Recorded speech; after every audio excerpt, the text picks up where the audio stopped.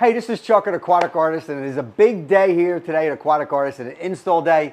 We fabricated this beautiful water feature that has a marble veneer, aluminum frame, has a 3-foot wide lighted shear descent, LED lighted shear descent that will be cascading out along with these two beautiful fire bowls. So this thing has all the bells and whistles, and it's going to be installed today at a project down at the shore. So it's a hot one. Our teams are coming in. They're going to load this baby up onto our installation system with the dollies and bring it onto the trailer and then bring it into the yard. So it's a very hot day. We got plenty of ice and Gatorade for our teams.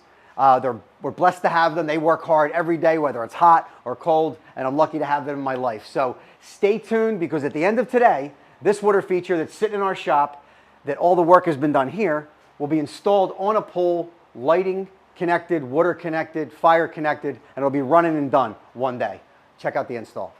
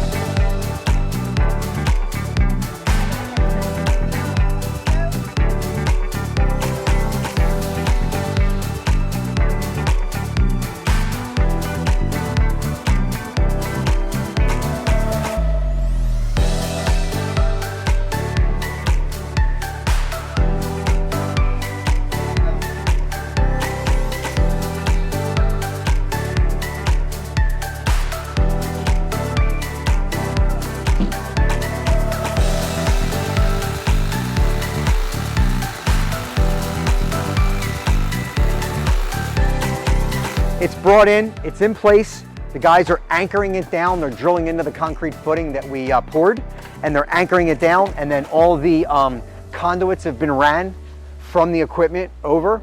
In this particular case, there was a concrete deck around the pool, so the concrete was cut up, and then we put all the conduits in, and then it was re-poured. So that's all done.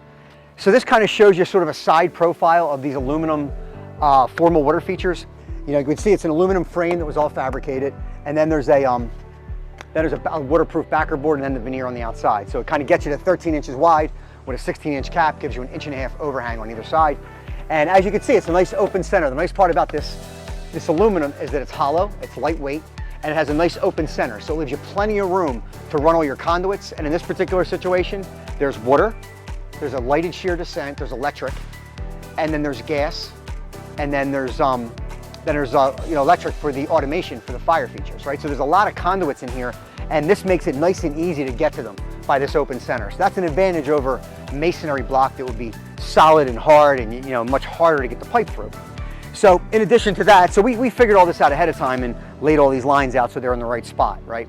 And then in addition, we kind of notched out this back area so that you have access to the skimmer, and also the valve for the gas is in here. So you just reach in and you have access to shut the gas lines off. Now there's 2 valves here because they're going to go to 2 fire features, right? So this feature, as I mentioned before, is going to have a second tier, 2-foot high.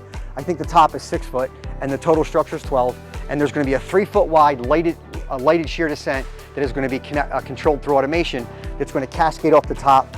And then there's going to be fire bowls on either side. So there's also a bluestone cap on this that we kind of fabricated ahead of time. There'll be 1 top cap and 2 side pieces. So that'll be 16 inches wide, so it'll cover this, and it'll really finish it off nice, and then the fire features will get anchored to that.